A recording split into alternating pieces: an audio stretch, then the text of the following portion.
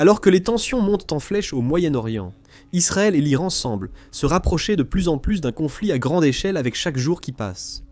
L'écriture sur le mur est claire. Si ce conflit éclate, il aura des conséquences dévastatrices pour toute la région, plongeant potentiellement le monde dans une ère de chaos sans précédent. Cependant, certains experts ont précédemment soutenu qu'un pays pourrait potentiellement bénéficier d'une guerre totale entre Israël et l'Iran, la Russie. Pour la plupart, la logique derrière ces affirmations est qu'une telle guerre distrairait le monde, et principalement les États-Unis, de l'Ukraine, donnant à la Russie un chemin clair vers la victoire. Bien que cette logique puisse paraître convaincante, la réalité est plus complexe. En réalité, et dans les circonstances actuelles, la Russie ne veut pas d'une guerre entre Israël et l'Iran. Mais pourquoi ? Continuez à regarder pour le découvrir. Avant d'explorer pourquoi la Russie pourrait s'opposer ou craindre un conflit direct Israël-Iran, il est crucial de comprendre le contexte global, la situation alarmante au Moyen-Orient et les intérêts stratégiques russes dans la région. Pourquoi y a-t-il alors un débat sur une potentielle guerre entre Israël et l'Iran ? Les deux nations sont engagées dans une impasse tendue depuis des années, se livrant à des conflits indirects et des escarmouches diplomatiques à travers le Moyen-Orient. Qu'est-ce qui a changé ? La guerre Israël-Hamas a éclaté le 7 octobre 2023. Ce jour-là, le Hamas, soutenu par l'Iran, a mené une vaste attaque sur Israël. L'attaque a entraîné la mort de 1200 Israéliens, principalement des civils, et plus de 200 ont été pris en otage. En conséquence, une grande partie de Gaza a été rasée, et presque toute la population civile a été déplacée, avec des milliers de morts, dans ce qui est une catastrophe humanitaire en cours. Ce fut le début officiel de la guerre entre Israël et le Hamas. Mais Israël n'a pas répliqué, en attaquant uniquement le Hamas en Palestine. Il a aussi intensifié les attaques contre les troupes iraniennes en Syrie, faisant craindre une guerre régionale. Le 25 décembre 2023, ces craintes se sont intensifiées lorsqu'une frappe aérienne israélienne ciblée a éliminé Razi Mousavi, un haut responsable militaire iranien, dans sa résidence à Saïd et Zanab, à environ 10 km au sud de Damas. Mousavi était alors vu comme le commandant militaire iranien le plus influent en Syrie, faisant de son assassinat le meurtre le plus important d'un haut gradé iranien depuis la mort de Qasem Soleimani tué par les États-Unis. 2 frappes aériennes israéliennes en Syrie ont tué le général iranien Sadegh Omizadi, chef de l'unité de renseignement de la force Quds, et 4 autres responsables iraniens en janvier 2020, 4 mois d'un mois après une frappe de drone. En 2020, ces responsables tenaient une réunion dans un bâtiment du quartier Meza de Damas, qui a été réduit en décombres par la frappe aérienne, tuant 10 autres militaires. 16 autres personnes mouraient le 1er avril, lorsque Israël a de nouveau ciblé Damas. Le pays a bombardé l'ambassade iranienne dans la ville, tuant 3 généraux du corps des gardiens de la révolution islamique et 4 autres officiers militaires iraniens. Mohammad Reza Zahedi, une figure de proue du corps des gardiens de la révolution islamique, était parmi les victimes les plus en vue des frappes israéliennes ces dernières années. Sans surprise, l'Iran a juré de riposter. Ali Khamenei, le leader suprême du pays, a déclaré sur son site officiel « Le régime sioniste maléfique sera puni par nos courageux soldats. Nous leur ferons regretter ce crime et les autres. » En même temps, le président iranien Ibrahim Raisi a déclaré que cette attaque ne resterait pas sans réponse. Israël et ses alliés ont pris ces menaces au sérieux. Israël a évacué les ambassades du pays et brouillé les signaux Global Positioning System pour protéger ses infrastructures critiques d'une éventuelle attaque aérienne. La France a déployé sa marine pour protéger Israël d'une attaque imminente. D'autres pays occidentaux, l'Arabie Saoudite et les Émirats Arabes Unis ont fourni à Israël des renseignements cruciaux sur les frappes. Ces frappes ont finalement débuté le 13 avril. Ce jour-là, l'Iran a lancé une attaque aérienne totale contre Israël, envoyant environ 170 drones, plus de 30 missiles de croisière et plus de 120 missiles balistiques dans sa direction. Mais sans surprise, Israël était prêt. Grâce à son système de défense aérienne, Dôme de fer, et à ses alliés, les États-Unis, le Royaume-Uni, la France et la Jordanie, Israël a intercepté la quasi-totalité des projectiles avant qu'ils n'atteignent son territoire. Cette attaque marquant une escalade significative dans le conflit en gestation, la communauté internationale, menée par les États-Unis, s'est abattue sur les responsables israéliens, tentant d'empêcher une contre-attaque dévastatrice du pays, qui pourrait plonger toute la région dans un chaos incontrôlable. Malgré les efforts diplomatiques, Israël a riposté militairement moins d'une semaine après. Toutefois, la réponse n'était pas celle redoutée par beaucoup, une attaque massive et aveugle. Au lieu de cela, Israël a effectué une série de frappes soigneusement ciblées, visant des actifs iraniens spécifiques dans les environs de l'aéroport international d'Ispahan. Les bases de l'armée arabe syrienne, dans le sud de la Syrie, ont aussi été visées, causant d'importants dégâts matériels. Le but était de réduire les pertes civiles et d'empêcher une escalade. L'approche visait à envoyer un message fort, tout en essayant d'éviter que le conflit ne dégénère en un chaos régional plus vaste. L'attaque israélienne étant moins forte que prévu, les tensions se sont apaisées les mois suivants. Le 31 juillet, Ismail Haniyeh, chef politique du Hamas, a été assassiné chez lui à Téhéran. Cet assassinat a suivi la mort de Fouad Chakour, commandant du Hezbollah, tué lors d'un bombardement israélien à Beyrouth. Ainsi, les tensions se sont de nouveau accrues. Des craintes ont émergé que tout l'axe de la résistance ne se joigne à la réponse à Israël, lançant des attaques depuis Gaza, l'Irak, le Liban, la Syrie et le Yémen. Il y avait également des indications que la Russie aurait pu s'impliquer dans le conflit. Selon des rapports, Vladimir Poutine aurait conseillé à Khomeini d'avoir une réponse modérée et d'épargner les civils israéliens. Cependant, les États-Unis ne voulaient en prendre aucun risque. Ils ont donc immédiatement déployé des moyens militaires supplémentaires dans la région, y compris un escadron supplémentaire de F-22, Raptor du premier groupe d'opération de la première aile de chasse, 4000 Marines et 12 navires, dans le cadre du groupe de frappe de porte-avions 9 dans le golfe Persique, 3 navires d'assaut amphibies de classe Wasp, 2 destroyers et l'unité expéditionnaire des Marines 26, dans le cadre du groupe prêt pour l'assaut amphibie, United States Ship Wasp, dans la mer Méditerranée orientale, et le groupe de frappe de porte-avions 3, y compris l'United States Ship Abraham Lincoln, Carrier Vessel Nuclear 72, un nombre non spécifié de croiseurs et de destroyers, et l'escadre aérienne de porte-avions. Pour l'instant, le monde attend.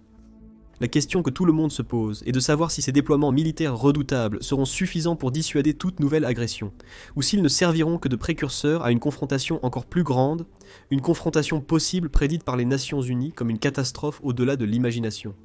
Le conflit entre Israël et l'Iran a le potentiel de surpasser même la destruction de Gaza, d'impliquer toutes les milices soutenues par l'Iran dans la région, le Hezbollah au Liban, les Houthis au Yémen, Katib Hezbollah en Irak et plusieurs groupes en Syrie, et d'impliquer les États-Unis à un degré encore plus élevé.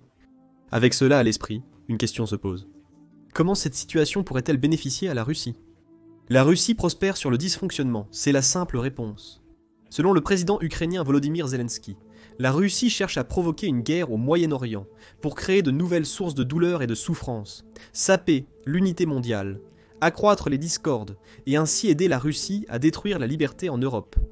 Bien sûr, plus spécifiquement, ce conflit servirait de distraction bienvenue de la guerre en Ukraine, comme nous l'avons déjà mentionné, détournant les ressources et l'attention mondiale du pays. Dans ces circonstances, Poutine aurait les mains libres pour consolider sa position en Ukraine et à l'international. Cependant, cela ne profite pas directement à la Russie. Bien que la diversion soulagerait temporairement la pression sur Moscou, l'instabilité résultante au Moyen-Orient pourrait avoir des conséquences imprévues et exposer les vulnérabilités russes dans la région. Si vous ne suivez pas attentivement la politique mondiale, l'implication de la Russie au Moyen-Orient pourrait vous surprendre. Même des commentateurs politiques ignorent souvent la longue histoire de la Russie et les relations complexes dans la région, voyant son retrait temporaire du Moyen-Orient dans les années 90 comme la norme.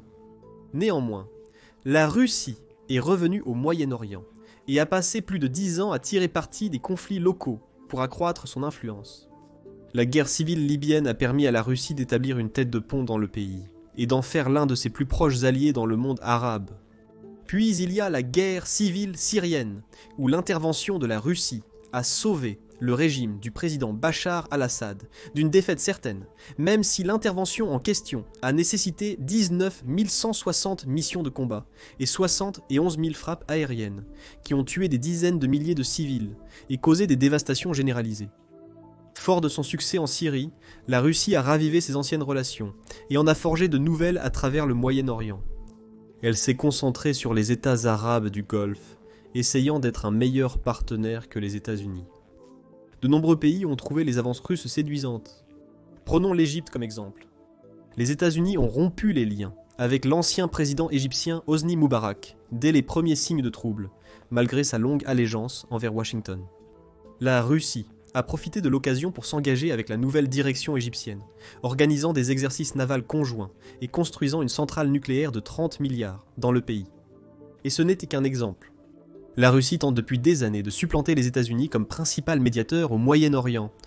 Elle n'a eu cette opportunité que parce que les États-Unis se sont épuisés au Moyen-Orient durant les 20 dernières années. À un moment donné, les États-Unis avaient plus de 100 000 troupes en Afghanistan seulement, et plus de 160 000 en Irak. La Russie est restée tapie dans l'ombre, profitant des distractions et de l'épuisement des ressources provoqués par les engagements militaires majeurs des États-Unis, sans faire de mouvements similaires. La Russie croyait que c'était les États-Unis, dont la politique interventionniste et de changement de régime a créé l'instabilité et des vides dans la région. Cependant, il est vite apparu que l'approche russe, exploitant les conflits régionaux et soutenant l'autocratie, affaiblissait davantage la région. Les actions de la Russie ont souvent approfondi le chaos, exacerbé les conflits et enraciné les luttes de pouvoir au Moyen-Orient, sapant la stabilité à long terme plutôt que de la favoriser. Et si un conflit Israël-Iran devait éclater, cela ne ferait que déclencher un tumulte sans précédent qui couve sous la surface. Mais ce n'est pas la seule raison pour laquelle la Russie craint un conflit entre Israël et l'Iran. Actuellement, la Russie n'est pas en mesure d'exploiter une éventuelle instabilité dans la région. Bien qu'elle envisage de jouer le rôle du courtier en pouvoir et artisan de la paix, ses problèmes actuels en Ukraine et ailleurs la rendent peu apte à gérer ou bénéficier d'un tel bouleversement. La guerre en Ukraine a déjà empêché la Russie d'intervenir dans un autre conflit majeur, le conflit du Nagorno-Karabakh. Historiquement, la Russie s'est positionnée comme médiateur dans le conflit prolongé et volatile entre l'Arménie et l'Azerbaïdjan concernant la région du Nagorno-Karabakh. Moscou avait précédemment négocié des cessez-le-feu et des accords de paix, utilisant son influence pour stabiliser la situation et l'équilibre des pouvoirs dans le Caucase du Sud. Mais ensuite, la Russie a envahi l'Ukraine. Depuis l'invasion, la Russie a redirigé l'essentiel de son attention et de ses ressources vers l'Ukraine.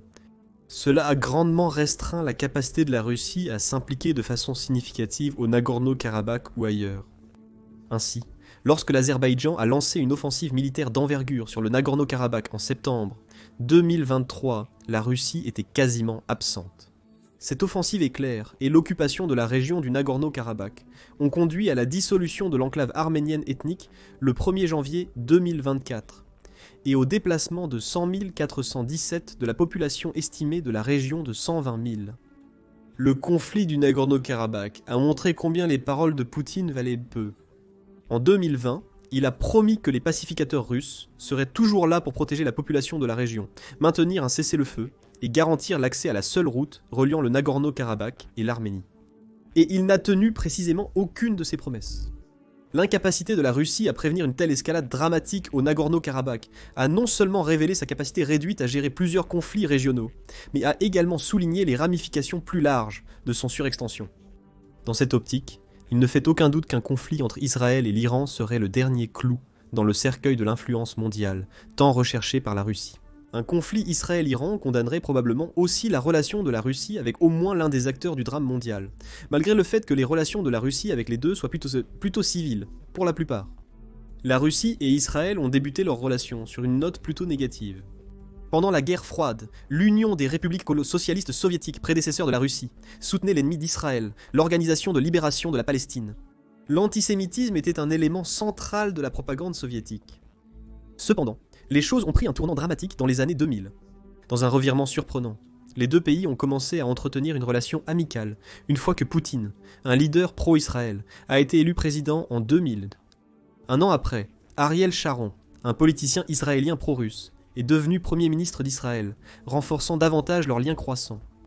Il est bien connu que Poutine entretient une relation étroite avec Benjamin Netanyahou, l'actuel Premier ministre israélien de longue date. Les relations entre la Russie et Israël ont fleuri vers 2017, quand la Russie a annoncé ses projets d'établir une présence permanente dans les bases syriennes, débutant par 11 navires de guerre à Tartous, une grande ville côtière syrienne sur la Méditerranée. Israël et la Russie étant désormais voisins, cette dernière est devenue cruciale pour les efforts d'Israël contre l'Iran et ses mandataires en Syrie.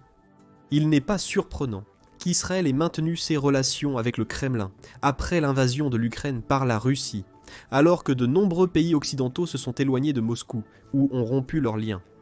Israël n'a pas non plus rejoint les nombreux pays imposant des sanctions contre la Russie ou envoyant des armes en Ukraine.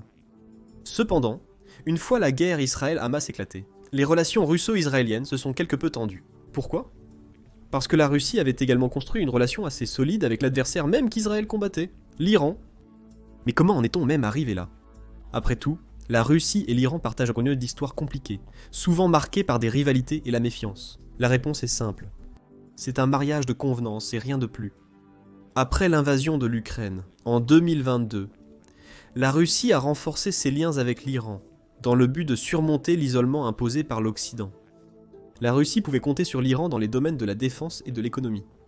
La Russie a trouvé en Iran un fournisseur militaire crucial, alors qu'elle peine de plus en plus à obtenir des équipements militaires essentiels en raison des sanctions. L'Iran a fourni 2 éléments cruciaux à la Russie, renforçant ses opérations militaires en Ukraine. Les drones iraniens, Shahid 136, aussi appelés drones kamikazes, sont devenus un élément clé de l'arsenal militaire russe. Selon des documents fuités d'une entreprise iranienne liée au ministère de la Défense du pays, la Russie a acheté au moins 6000 de ces drones depuis le début de l'invasion. Le pays a également reçu une aide substantielle de l'Iran pour mettre en place une production locale de ces drones kamikazes, visant à produire au moins 6000 de plus sur le territoire national d'ici la fin de 2025. Mais pourquoi ces drones sont-ils si attrayants pour la Russie? La réponse réside dans leur combinaison unique d'abordabilité, de simplicité et de létalité. Les drones Shahid 136 sont relativement peu coûteux à produire, bien que leur prix exact reste incertain. Initialement, le prix d'un drone Shahid 136 individuel était estimé entre 20 000 $ et 50 000 $. Cependant, le document divulgué cité précédemment a révélé que la Russie a payé 193 000 $ par drone. Mais même ce dernier prix est une fraction du coût comparé à d'autres drones avancés.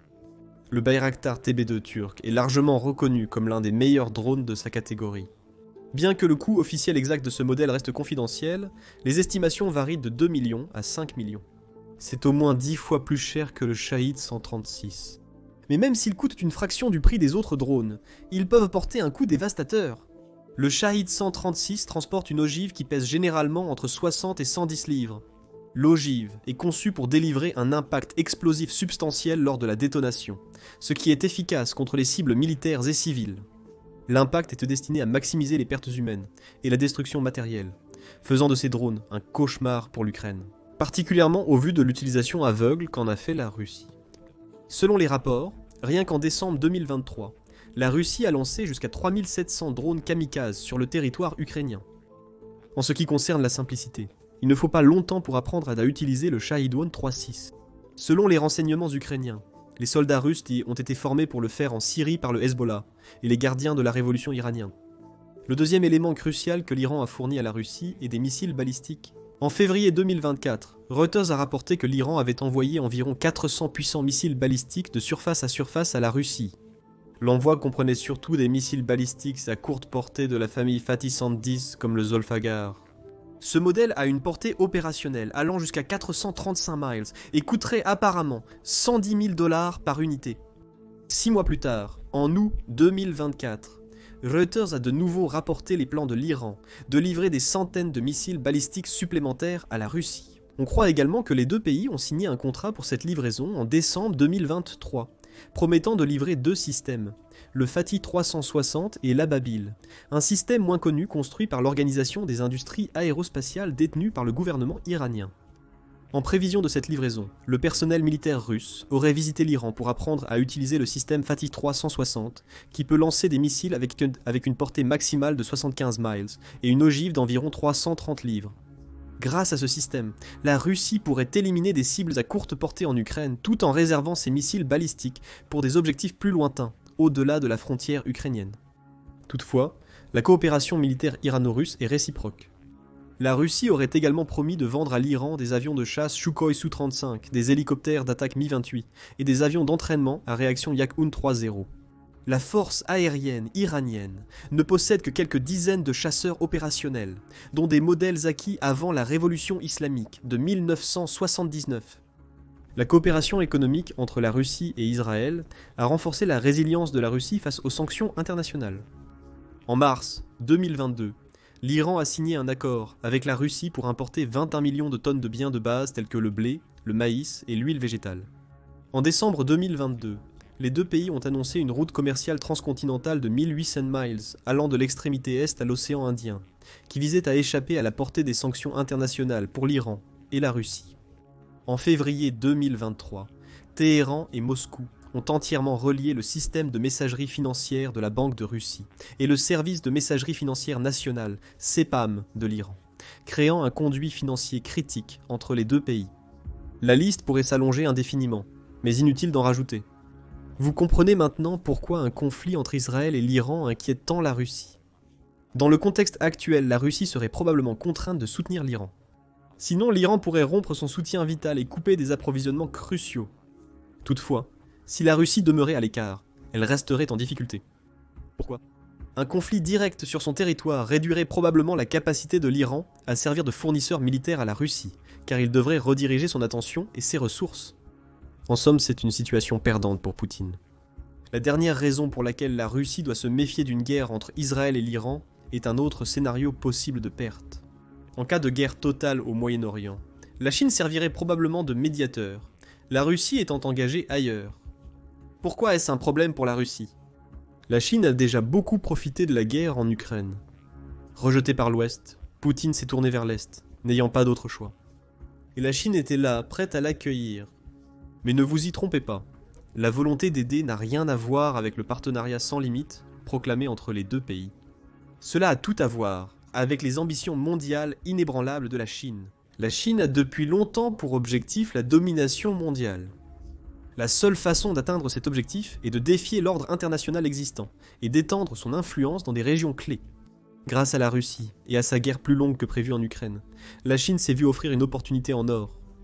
La Chine a obtenu de la Russie l'accès à l'Arctique, une région riche en ressources inexploitées et en voies maritimes stratégiques. Elle a aussi rendu la Russie presque dépendante de son aide économique, poussant de nombreux experts à qualifier Moscou de partenaire junior, voire de vassal de Pékin. La Chine est sur le point de recevoir un morceau de terre russe, le fleuve Tumen, qui lui donnerait un accès direct à l'océan Pacifique. Désormais, la Chine s'intéresse au Moyen-Orient. Pékin s'est déjà inséré dans la région de manière plus significative, aidant à négocier une détente entre l'Iran et l'Arabie Saoudite en mars 2023. Cependant, cela n'a été possible que parce que la Chine avait déjà noué des relations avec ces deux pays.